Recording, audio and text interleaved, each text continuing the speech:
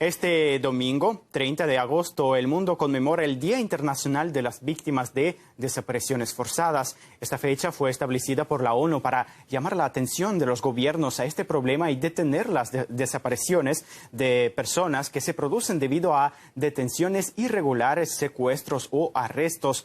Las naciones hispanohablantes sufren en gran medida de este mal. Repasamos algunos datos en nuestro vídeo.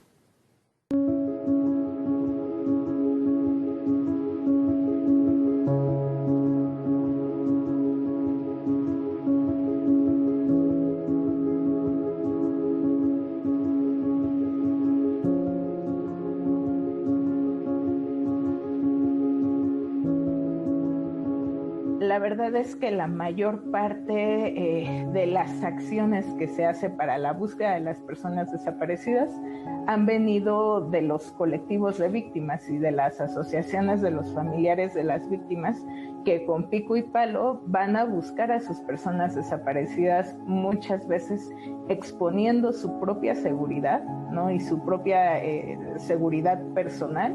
Y en muchas ocasiones también sin este apoyo del Estado mexicano, ¿no? Del gobierno.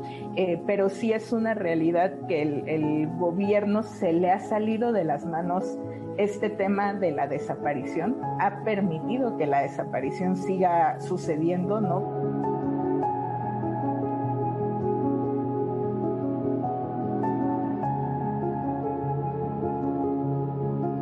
En aquel momento, cuando se dieron las desapariciones forzadas, pues lógicamente mi esposo era un auténtico revolucionario, era una persona que tenía un entendimiento sobre lo que es tener amor por la patria, y tenía más allá, que tenía un proyecto político revolucionario a desarrollar, y eso había que evitarlo a toda costa, y lo inician desapareciéndolo.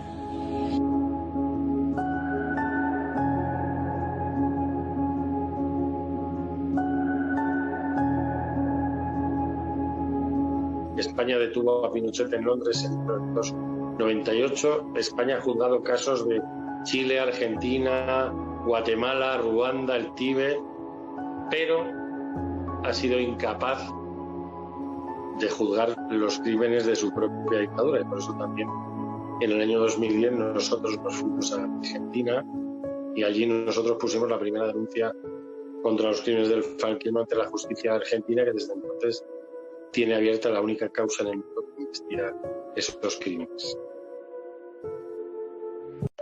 Buenas tardes, nosotros somos Candia Pérez Diego Alberto, Fernández Sánchez Alexa, Loera Pompa David, Moreno Velázquez Mayra, Ortiz Noriega Huguarón y Quintero González Itlali Janet. El día de hoy les vamos a hablar de las víctimas del delito de desaparición forzada. El delito de desaparición forzada consiste en la privación de la libertad mediante una detención legal o ilegal, seguida de la negativa a reconocer dicha privación. La diferencia entre el artículo 215-A del Código Penal Federal y la Convención Internacional para la Protección de todas las personas contra las desapariciones forzadas es que el primero refiere a que sea cometido por un servidor público, mientras que el segundo apunta que sea cometido por cualquier agente del Estado o con el apoyo de éste. La desaparición forzada puede ser considerada como un crimen de lesa humanidad, es decir, forma parte de un ataque generalizado o sistemático contra una población civil en particular, que tiene conocimiento de estos ataques. A la vez, se sabe que estos delitos son cometidos para aplicar las políticas del Estado o de alguna otra organización. Al día de hoy, son efectuadas como un método de represión política contra las personas. Resulta particularmente complicada la recuperación de las víctimas del delito de desaparición forzada, ya que pueden llegar a sufrir consecuencias psicológicas graves que implican síndromes por estrés postraumático, disfunciones e incapacidades permanentes, entre otros. La vida de las víctimas nunca vuelve a ser como antes. Este delito también se ve caracterizado por violar múltiples derechos humanos. Los establecidos en la Constitución, como también en instrumentos internacionales de derechos humanos son: derecho a la integridad personal en su aspecto físico, psíquico y moral. En este delito se ven violados los tres, pero haciendo énfasis en la integridad física. En la mayoría de los casos se ejerce violencia hacia la víctima, ya sea al momento de ser detenida o mientras se le mantiene oculta. Incluso se ha sabido que en múltiples ocasiones esta violencia puede llegar a pasar a tortura. Derecho a la identidad, ya que desde el momento en que se mantiene oculta a la víctima, se le está negando de su propia existencia, y por lo tanto de su identidad, su nombre y su personalidad jurídica. Derecho a la verdad. Es fundamental contra la impunidad y la no repetición de actos violatorios hacia los derechos humanos. En este derecho se engloba también el derecho a una propia investigación, esclarecimiento, juzgamiento y sanción. Derecho a la educación, a la unidad familiar y a la salud. Los tres se le niegan a la víctima desde el momento de su ocultamiento. Derecho a tener acceso a la justicia, ya mencionado anteriormente. Sin este no es posible que la víctima pueda hacer oír su voz, ejercer sus derechos, ni hacer frente a cualquier falta de los mismos. Derecho a la libertad. Este se ve sumamente afectado desde el momento de la detención de la víctima. Derecho a no ser sometido al uso desproporcionado o indebido de la fuerza pública. La fuerza del Estado y el actuar de sus agentes se debe de aplicar de manera proporcional, racional y de conformidad con los mandatos establecidos en la ley. Y por último, el derecho a la vida, en caso de perderla mientras se mantuvo oculto o detenido. Tal como se ha comentado anteriormente, la desaparición forzada es un fenómeno que posee una naturaleza extremadamente compleja porque su ejecución debe llevarse a efecto en diferentes etapas que se desarrollan generalmente durante un lapso considerable de un tiempo y en las que suelen participar diversas personas desempeñando papeles diferentes, aunque con un propósito delictivo común. Los elementos constitutivos del delito son los siguientes: la privación de la libertad, que es la conducta central de la desaparición forzada, ya que es la que inicia la comisión del delito; la denegación de información, el sujeto activo y la sustracción a la protección de la ley.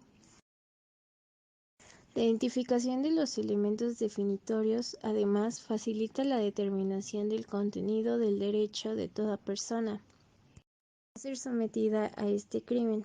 Existe cierta discordia acerca de si la sustracción a la protección de la ley es un cuarto elemento conceptual o una consecuencia que se produce a raíz de los elementos anteriores. La denegación de información es la conducta que integra la segunda fase de la desaparición forzada y consiste en la negativa u ocultamiento de la privación de la libertad o de la información sobre la suerte y el paradero de la víctima, y puede ser cometida mediante una acción u omisión. Desde un punto de vista victimológico, para Newman existen 4 tipos de víctimas: individuales, familiares, colectivas y sociales. Para los casos de las víctimas derivadas de una desaparición forzada, se pueden encontrar dentro de la categoría de víctimas colectivas hacia la comunidad social, y específicamente porque ocurre un abuso de poder gubernamental. Por otro lado, desde el punto de vista de Mendelssohn, las víctimas de desaparición forzada serían clasificadas en el primer grupo, la víctima inocente, en donde la víctima no ha tenido ningún rol en el hecho, por lo que se le será aplicada al infractor la totalidad de la pena o integral sin ninguna disminución. En el artículo 4 de la Ley General de Víctimas se establecen 4 tipos de víctimas: directas, personas físicas que hayan sufrido algún daño económico, físico, mental, emocional o en general cualquier puesta en peligro o lesión a sus bienes jurídicos o derechos. Las víctimas indirectas son los familiares o personas a cargo de la víctima directa que tengan una relación inmediata con ella. En cuanto a las víctimas potenciales, se refieren a las personas físicas cuya integridad física o derechos peligren por presentar asistencia a la víctima. Y por último, también se considerarán víctimas a los grupos, comunidades u organizaciones sociales que hubieran sido afectadas en sus derechos, intereses o bienes jurídicos colectivos como resultado de la comisión de un delito o la violación de derechos. Para ejemplificar lo dicho, se utilizará un caso trascendental en México en cuanto al delito de desaparición forzada. Este es el caso Radilla, que consistió en lo siguiente. El 25 de agosto de 1974, Rosendo Radilla Pacheco, de 60 años de edad, y su hijo Rosendo Radilla Martínez, de 11 años, viajaban en un autobús desde Atoyac de Álvarez a Chilpancingo, Guerrero. El autobús fue detenido en un retén, en donde agentes militares hicieron descender a todos los pasajeros para inspeccionarlos y a sus pertenencias. Posteriormente, los pasajeros abordaron nuevamente el autobús para continuar el viaje, excepto el señor Rosendo Radilla Pacheco. Él quedó detenido porque componía corridos. En lugar de ponerlo a disposición de la autoridad inmediata, lo ingresaron a instalaciones militares, siendo esta la última noticia que se tenía registrada sobre su paradero. En este caso, se pueden identificar a 3 de los 4 tipos de víctimas señalados en la LGB. Víctima directa: Rosendo Radilla Pacheco. Víctimas indirectas: familiares, esposa e hijos de Rosendo Radilla Pacheco. A su comunidad también se le puede considerar como víctima, ya que se trata de un delito de carácter sistemático donde existe una ausencia de información por la negación sobre el paradero de la víctima directa, y esto puede generar un gran impacto y un ambiente de temor en el tejido social. A continuación les presentaremos un video de la hija de Rosendo dando su declaración sobre lo ocurrido con su padre. Sí, bueno, mi papá está desaparecido, él estaba buscando desaparecidos. Y bueno, le tocó a él el 25 de agosto de 1974, pues él fue desaparecido también. Pues con el tiempo y con este trabajo que pues he estado haciendo en la FADEM, ha habido testimonios de personas que estuvieron con él en el momento que él estuvo en el cuartel militar de Atoyac, ¿verdad? Porque pusimos la denuncia de su caso ante la Corte Interamericana, ya que a nivel local pues no había ningún avance. El 23 de noviembre del 2009 pues emitieron la sentencia, ¿verdad?, condenatoria en contra del Estado mexicano por la desaparición forzada de Rosendo Radilla. Y a decir de los que saben, de los abogados, de la gente experta, pues dicen que fue una sentencia muy fuerte, ¿verdad?, que ha tenido muchos beneficios o cambios en el sistema de justicia mexicano.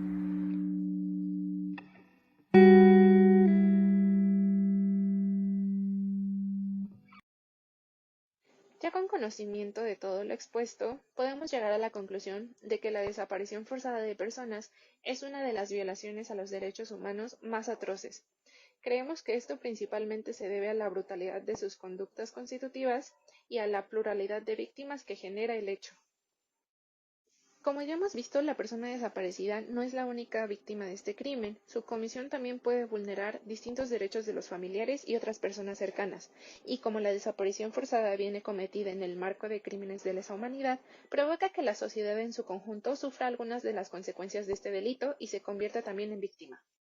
Los casos más recientes de desaparición forzada no presentan un patrón claro en el perfil de clasificación de las víctimas. Sin embargo, y como ya se ha comentado en clases anteriores, entre las personas desaparecidas podemos identificar que existen algunos grupos en situación de vulnerabilidad, como lo son migrantes, mujeres, defensores de los derechos humanos y periodistas.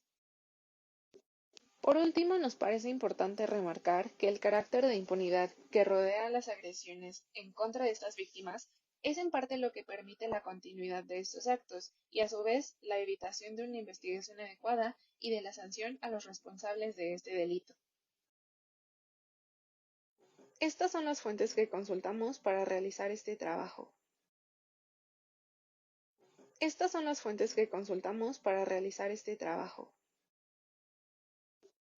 Y eso sería todo de nuestra parte. Muchas gracias por su atención.